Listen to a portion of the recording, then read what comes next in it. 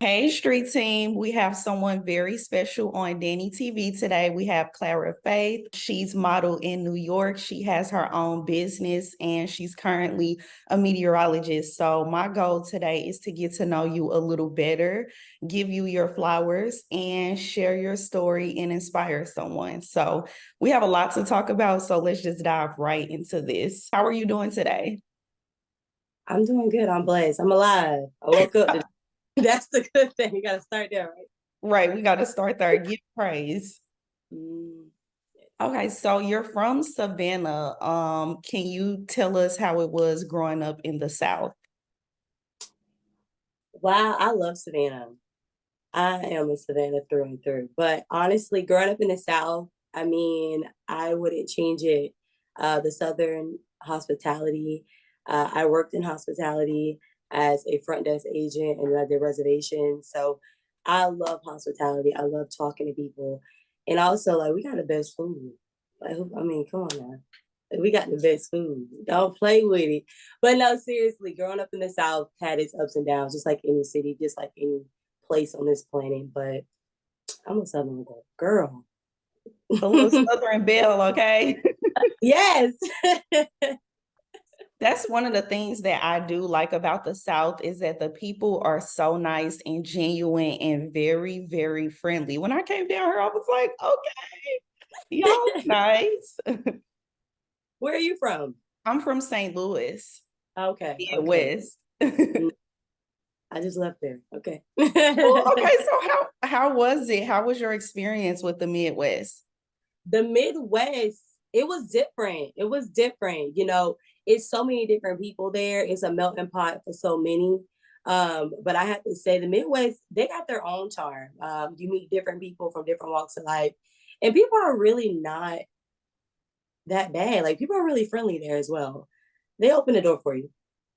Yes, they do. How did you deal with the winters? Oh my God. So I was in Dayton, Ohio, and it was Christmas time, and that was actually snow coverage. And that was actually one of the coldest winters I think they had that year or previous years. And it was like -10 to like almost 15 degrees. It was really, don't quote me on it, but it was really, really cold. But it was definitely in the negatives. And listen, I had to do what I had to do. My daughter wasn't happy. My family wasn't happy because they came to visit me for Christmas. But hey, we had to do what we had to do. We ain't had no power. That's one of the major adjustments because down here in the South, I'm like, it's freaking Halloween and it's not cold. Like, what is happening? Just to dive into your journey just a little bit before you became a journalist. So, you modeled in New York and you also were in beauty pageants. Can you share how that journey was? Wow, you did your research. I like that. Oh wow. I got into modeling by mistake. It wasn't something I was trying to do, to be very honest. And I got into pageantry by mistake as well. I actually had a singing group, and I thought I wanted to be a singer, and that's when I was like, I'm gonna be a singer. Um, but other people was coming up to me about modeling gigs and stuff like that. So I did model in New York City. I did Fashion Week. I was only about 15, 16 years old. Wow. I was really young. And it was a great experience. It really taught me how to hustle. It definitely does affect your self esteem, your confidence. You got to put yourself in a box very early to have self confidence because your self confidence will be taken down if you allow people to. But what I say with pageantry, it builds structure. A lot of people think pageantry is just about being pretty and about walking. No, it's a whole game. You have to work out, you have to eat right, you have to do speech therapy, you have to practice mock interviews. It's a lot more than what people think it is. And that's something that I love about pageantry. It's just the structure that it gives young ladies and how it helps you kind of prepare you for the real world if you are going for a job interview. And I mean, you get to wear dresses and wear makeup. I mean, it's all that into one. So my experiences was, it was awesome. I'm happy that my parents invested in me. I'm happy that my parents allowed me to do what I want to do and follow my dreams because it put me on the path that I am on today. So And I love that you said it taught you structure and also how to hustle, and that kind of piggybacks on my next question. Do you Mhm. feel like those experiences helped you become a journalist and want to become a journalist?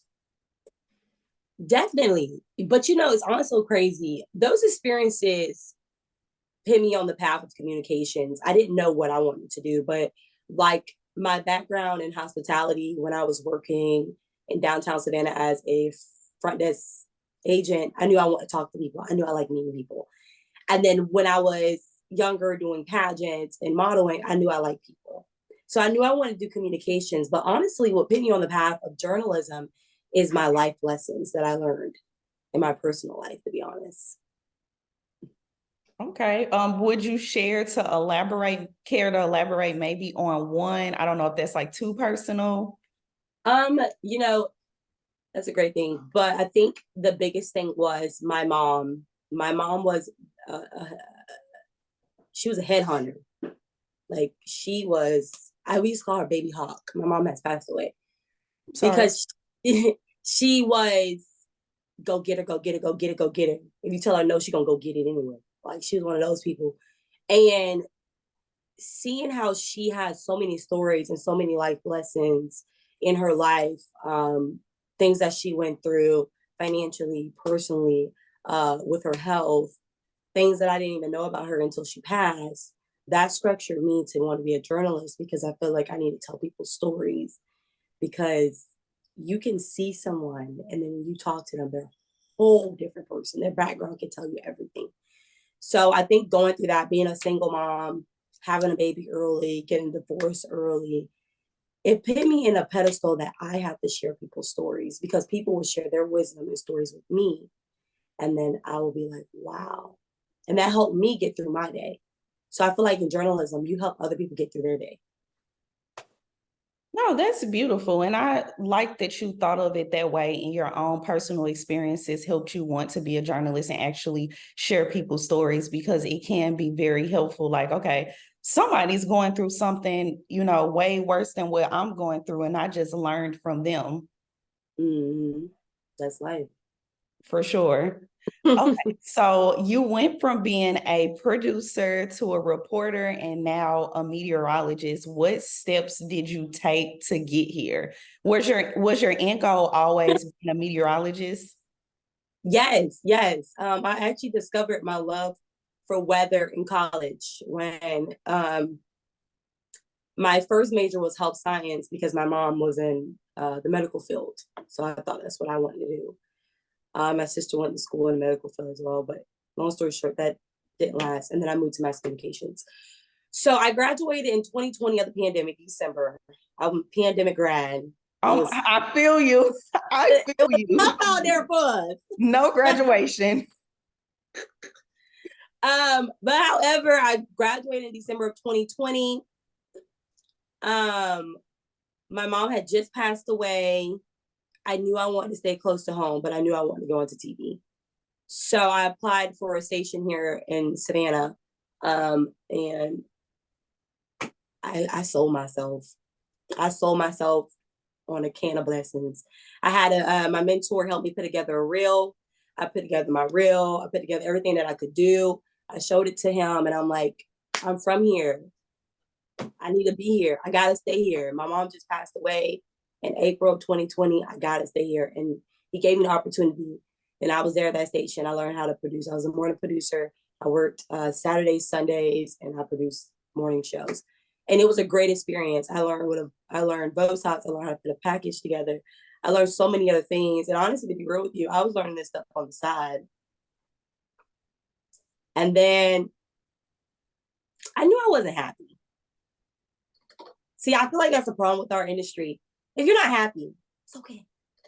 Exactly. Do something about it. That is my thing. If you're not happy, don't be stuck in, okay, I have to do this every day. Like make those strides to get where you want to be. I feel like this is a conversation that needs to be discussed in this industry. Yes, I have only been in this industry 2 years going on three. If you're not happy in your job, please leave your job. Don't make everybody else miserable. But And yourself.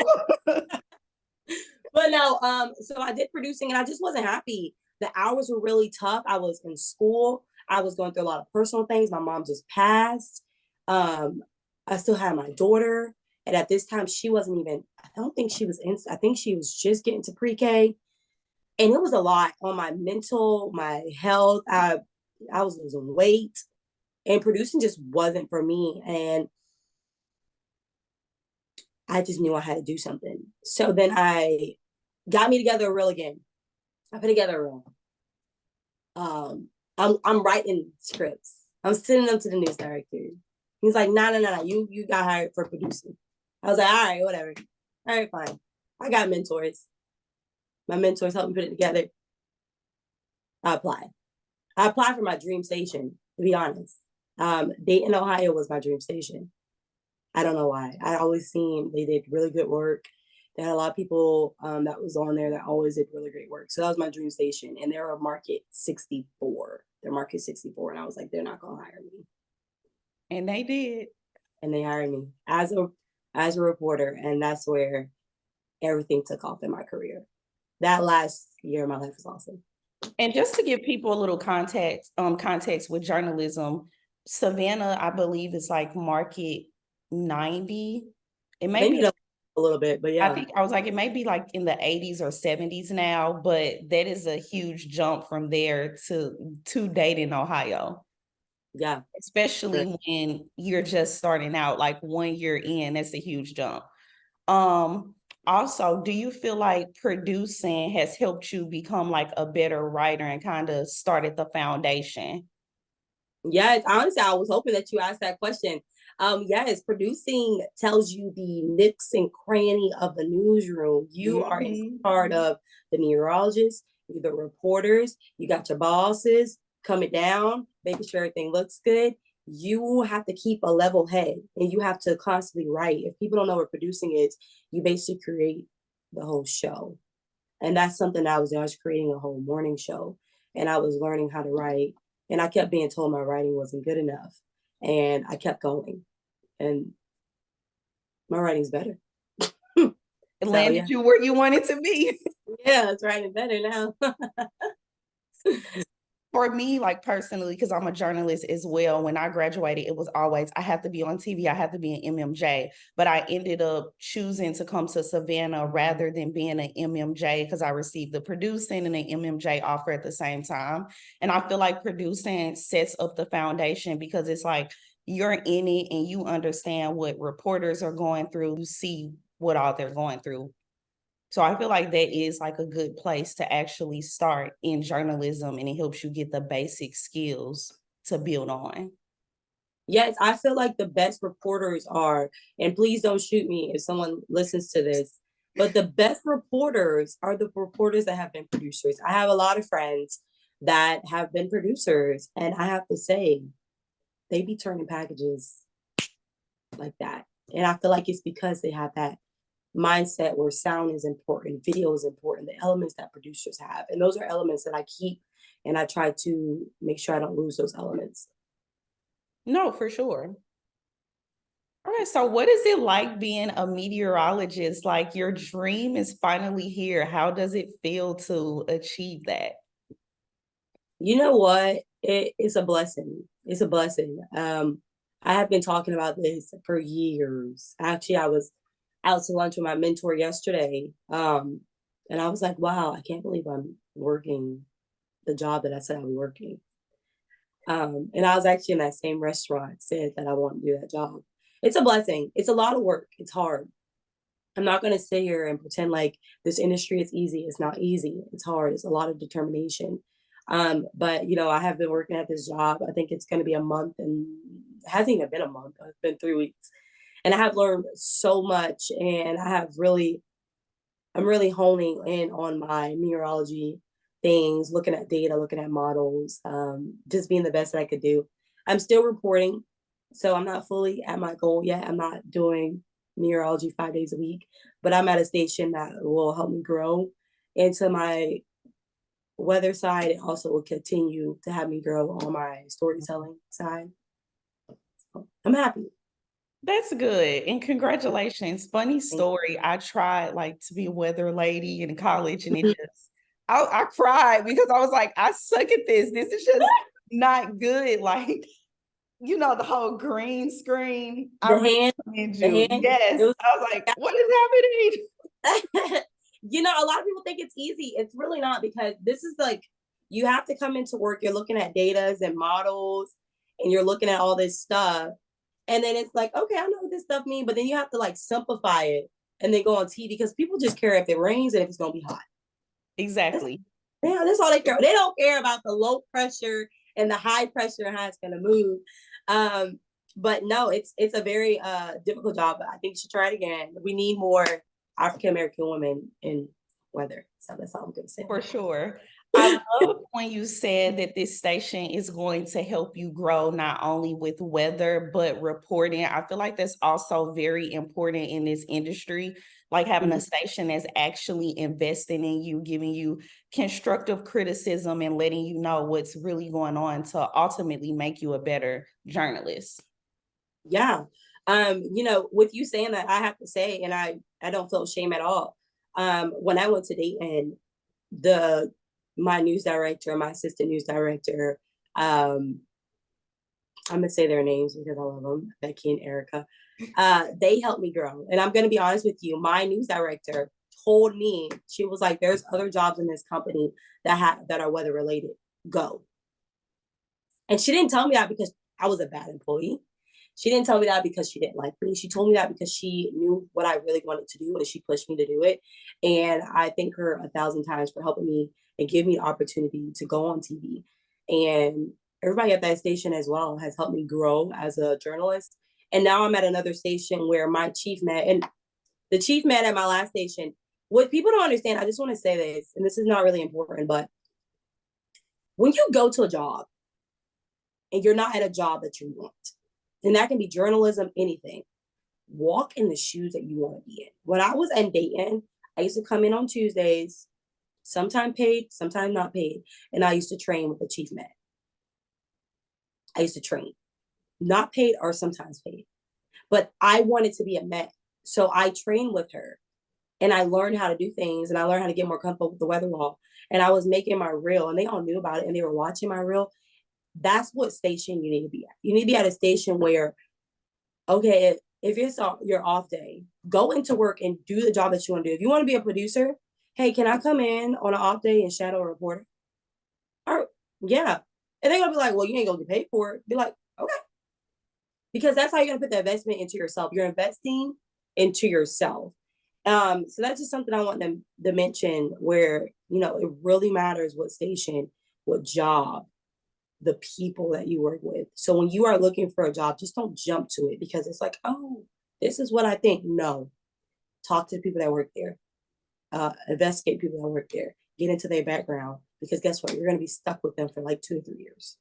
I don't think people realize that this is just not glamorous. Like, you're Mm. literally picking up your life, moving away from your family. You sign a contract, and if you want to leave, you have to pay to get out of contract. You signed a lease to move into an apartment. So it's not an easy step. Well, hey, I don't like working here. I can go.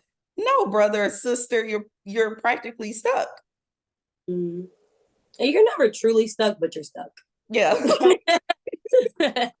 There's laws out there to get out of stuff, but yeah, you stuck. But I love that you said show up to the job as the person that you want to be. And you have to do the work coming in on your off day, not getting paid, so you ultimately can land where you want to be. Yeah. For Yeah. sure. I'm loving that. You're just on here dropping all of the gems. Yeah. And I mean, like I said, my boss was a gym. She used to pay me on some days, so I'm not gonna complain too much. But yeah, you gotta go in there and you gotta get where you want to be, especially in this industry. You climbing a mountain, and baby, that mountain is long.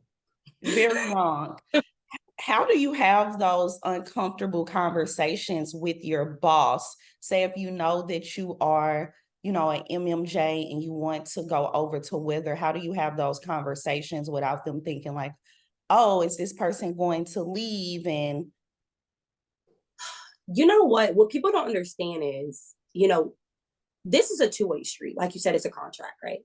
mhm, So they're promising you something, you're promising them something. That's business. When I do an interview, I tell the people in the interview was my goals. Why had it? Tell them. They can use that as an access because you're telling them what you want to do. And let's say in 2 years, let's say if you want to be a reporter, that reporter is about to leave, her contract's up in 2 years. You can slide into that. So just be upfront. Those uncomfortable conversations, yes, they're very uncomfortable. But I feel like if you let it be known early on in your interview, your boss kind of already knows what they're getting into. They can decide to go with you or not. And for me personally, when I applied for that job, I told her like, yeah, I'm in school to do weather. I want to do weather. That's what I want to do. And my assistant news director actually was a meteorologist.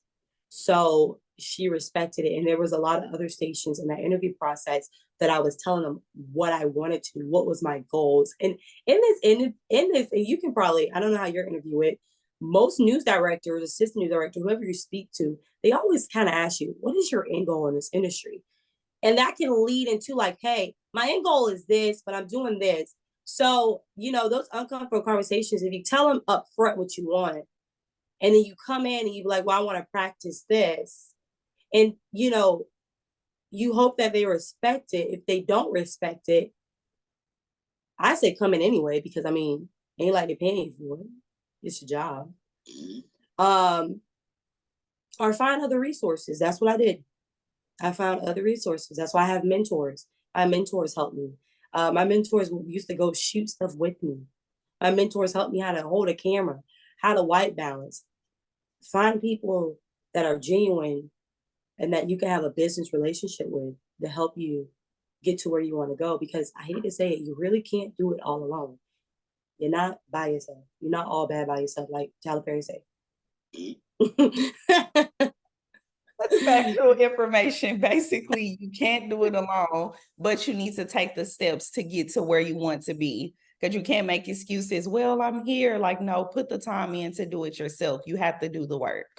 And don't be scared to have those uncomfortable conversations, because I'm telling you, you have to advocate for yourself. You have to advocate for yourself. And I'm saying I've only been in the industry for 2 years, going on 3.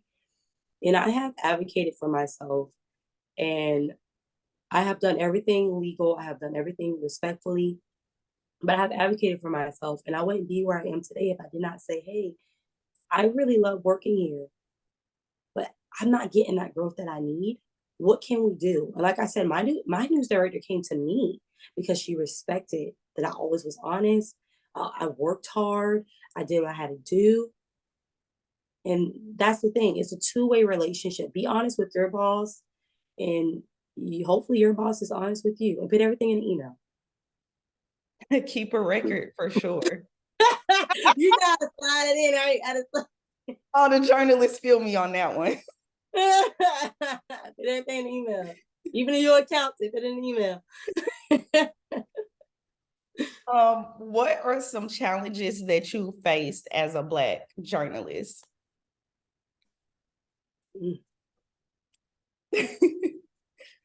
No, I'm joking. Wow. I have to say, journalists of color are doing their thing right now. I'm just gonna say that. If you know, you know. Real life. Are tearing it up. I'll follow them all on Instagram to market 1 all the way down to like market 100, and they are really doing their thing. So I want to just put that out there. I'm giving you your flowers, because that's one of the things, the challenging thing in this industry. I hate to say, I don't feel like we don't get love in the community. In some communities we won't get love, and that's fine. That's life. It's cool. In some communities, other people won't get love, and it's fine.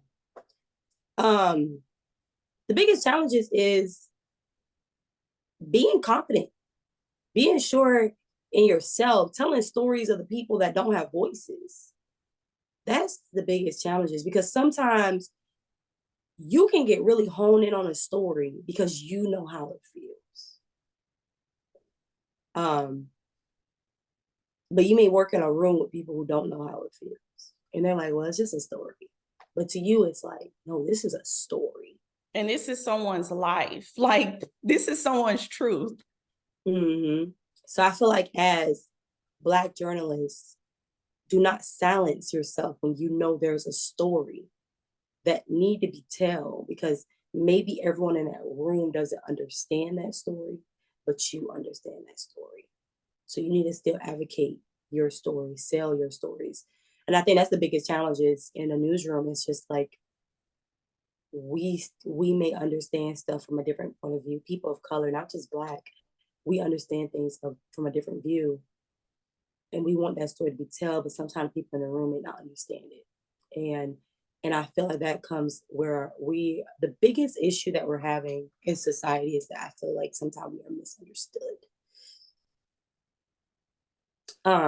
So that's some challenges I've seen. I have felt like I'm misunderstood, and I have been fortunate to have bosses where I'm like, "This is why," and they listen. And then once they listen, they're like, "Oh, okay, I didn't see it that way." And then once they didn't see it that way, we can move on where both people are happy. That's one challenge. Another challenge is hair. Hair. I'm gonna put it out there. Why is my crown? My crown. I personally don't wear my natural hair on TV. I'm not gonna sit here and be a hypocrite. Like, I am wearing my natural hair on TV. This is a wig. Um, However, there are other women of color that are afraid to wear their natural hair. That I still have these conversations. At my last station, I wore braids because I was going through a transition. And I literally asked my boss. I was like, I went in her office. I said, "Hey, is it okay for me to wear braids?" And she's like, "I don't care." But that's still a insecurity that I feel like Black journalists have because they don't want to be labeled as unprofessional. So I feel like that's another challenge. Hair is definitely a challenge. When I wanted to wear braids, my boss was really accepting of it. My boss was like, long as they're respectful, long as they're professional, I'm okay with wearing. I'm okay with you wearing braids. And but my worry is, like, what if I go to my next station or a station in the future and I need to wear braids? Will they accept that? I hope they do accept that.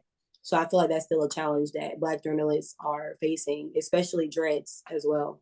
It makes me sad that we're still having these conversations because we are who we are. And why do we have to ask someone, can Mhm. we change our hair? I get the whole image situation, but we shouldn't have to ask anyone, can we wear braids? Because other races are not asking y'all, can they dye their hair?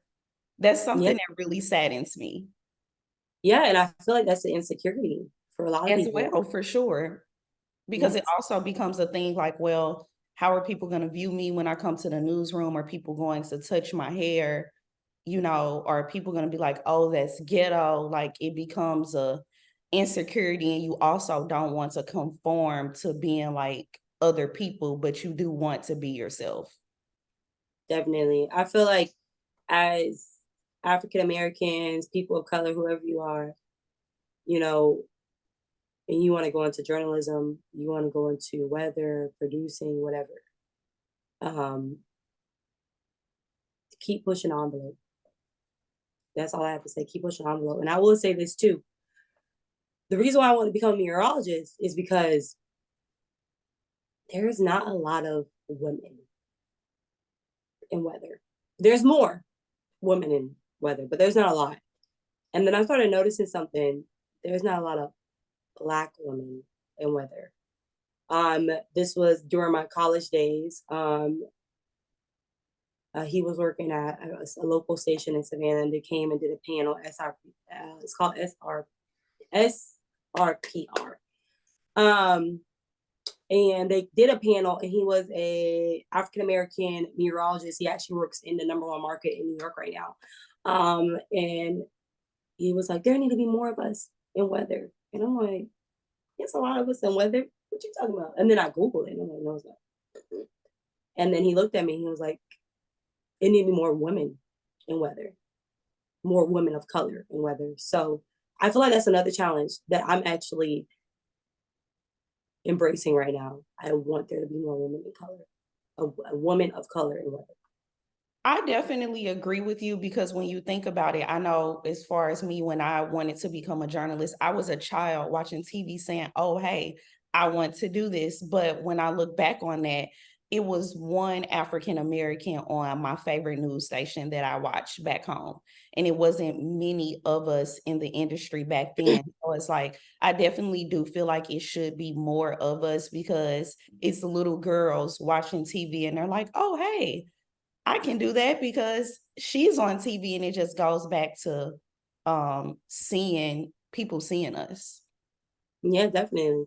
Like I feel like it definitely I follow a lot of African American and Spanish. I follow a lot of women of color that are meteorologists. And I've been following them before I even when I first started getting into the weather side of things. And I have actually spoken to maybe one or two of them. And we follow each other, and they have seen my journey, and they just keep telling me, keep going, keep going, keep going. And and if it wasn't for those women, it I think I followed three of them. So if it wasn't for them, I probably wouldn't think I could be there. And they're awesome. They're great meteorologists, and they work really hard. And another one, again, is at Top Market in New York, and I follow her whole journey, and she's a rock star. So that's why representation matters. For sure. I'm happy that you experienced the whole Instagram thing as well, because I follow so many different minorities on Instagram. And I'm like, oh, you started at market 100. Now you're in market 50. Like, you're Yeah. reminding sis, yay, sis. Like, it's always just so exciting watching people's journey and them literally starting from the bottom and then rising up. Like, It'd be awesome. It gives you like, I can do this. because when I first started following you, I followed you when I moved here to Savannah, and I saw that you were a producer. And then I saw that you went to Ohio, and then I saw that you moved to South Carolina. And I'm like, Yeah.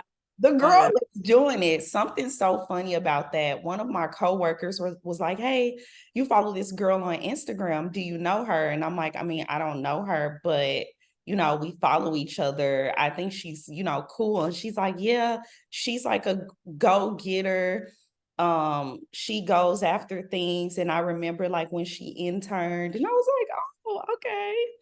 Yeah, I interned at the station at Africa. Yes, I did. I did. That was my first intern. Interns are important. It's so funny because she said that to me literally after I reached out to you. And I'm like, this is a sign that I definitely 100% should be interviewing her, because God is just sending this out here. Because I'm like, why would she randomly just bring this up to me literally after I wrote you? And I never even told her that I was writing you or anything.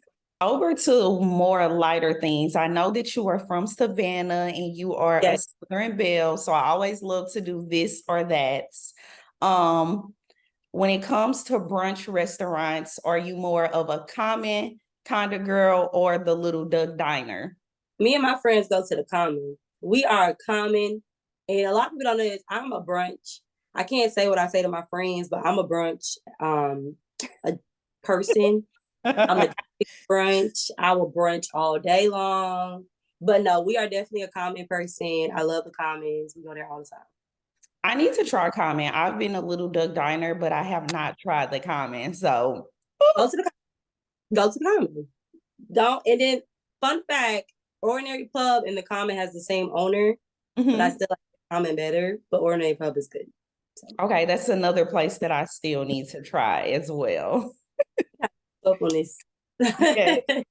Boiled peanuts or thrillers? They call thrills. But Oh. okay. On the real, it's gonna be boiled peanuts. But I have found out in the recent years I am allergic to peanuts. Yes. I'm allergic to tree nuts. But because I'm allergic to tree nuts, I can't have peanuts because they're too close to family. But yes, I will always say boiled peanuts, but due to my allergy, I would have to go with thrills. Thrills are good. Okay, so fun fact, something funny. When I came down here, one of my friends was like, you have to try a thrill. And I'm like, girl, that is a slushie. Like, we call them slushies in the Midwest. And then she brought me some boiled peanuts. And I was like, this is a thing, like the boiled peanuts. Okay. Yeah, girl, I used to eat boiled peanuts like every day. I used to go to Kroger's and buy like the peg. I used to make them at my grandma's house. Girl, I was summertime. It was lit. I was having me some boy females. That is funny. All right, River Street or Forsyth Park? Forsyth Park. Neither. Neither. Neither. Uh-uh. No. Forsyth Park is beautiful. River Street is beautiful, but I'm a city market girl. It's gotta be Okay, city. All right, hold on. All right, let me ask you this then. Don't get me started. Treehouse or Bar? Because I went to Savannah State, I gotta go with Bar. That's a Savannah State school. Bar closing though. R.I.P. After 30 years. R.I.P. That is hilarious. With working in news, some people become very invested in every news story. So what steps do you take to fortify your mental health? Woo! That's a mouthful right there. That's a question. Mental health in news. You know what? I'm gonna say this, especially if you work morning shifts. Ooh, that mental health is hard because you up, you tired, you're sleepy, you're reading probably the worst things in the world. I'm gonna give you this 3 things just to make it simple. What do I do? I'm still practicing this. I'm still trying to get better at this. Routine. Give yourself a routine when you get home. I have a routine. As soon as I get home, I take a shower. I go in the shower. I don't care how tired I am. I don't care if I'm hungry. I have to take a shower. And that helps me depress everything. So that's my thing. Secondly, talk to somebody. Talk. Therapist, pastor, priest, boyfriend, cousin, auntie. Don't talk on social media. That one right there. Do not on talk social media. on social media. But talk to somebody that you trust, that is a trusted person, somebody who done knew you for years. I don't care if you, matter of fact, go talk to somebody at the bar before you talk on social media. But yeah, definitely vent. To me, my routine is I take a shower, I call my boyfriend, and I talk to my boyfriend, or I call like my sister and I talk to my sister, whoever answered the phone first, and they know why I'm calling. And I just like let them listen. But also like when you get invested into these stories, it's gonna be hard, but you also gotta put up a wall. You gotta put up a guard. Because my thing is stories with kids, that's the ones that impact me the most. I did a lot of missing kid stories, and they are hard because I'm a mother myself. But you gotta keep it separate. But when you get home, you gotta depress. You gotta let that stuff go. You gotta pray about it, read about it, do it in healthy ways. Just do it in healthy ways, man. Keep your mind and your body healthy, because if you let this industry, it will eat you out alive. So yeah, just find the ways that work best for you that are healthy. Yoga, working out, reading a book, whatever works for you. I do Pilates. I read books. I read nonfiction, romantic coms. Like I read a lot of gubble bum books because I hear bad stuff all day. So I like to keep the child side of me, you know? So Keep the bubbly personality. yeah, I got like, man, if you ask I'm like, I'll be going to me and my daughter and my boyfriend, we be going to see kid movies. Like, I like to keep that side of me. But yeah, just find what works out for you, but do healthy things, y'all. Do healthy things, do things that are healthy. If you need therapy, go to therapy. This job is hard. In a lot of these stations, they have resources where they have therapists or they have counseling services. Ask your HR department. Just do things healthy, y'all. Like seriously. My favorite part of your answer was routine. And I feel like this is something that I need to work on, creating a better routine, because sometimes when I see like stories, I'm like so invested. What's happening? What's the update? And then it's like, that is not healthy. But most importantly, like I need to get better at creating a routine. I feel like I have a good separation kind of the work-life balance, but I do need more of structure. Give me the work-life balance. I need a Let me tell work-life you balance. something. Let me tell you something. When I get in my car and it's time for me to clock out, the news who? Because this is my time. Like I can't focus on what's going on in this building. I just need to worry about myself and live in the present.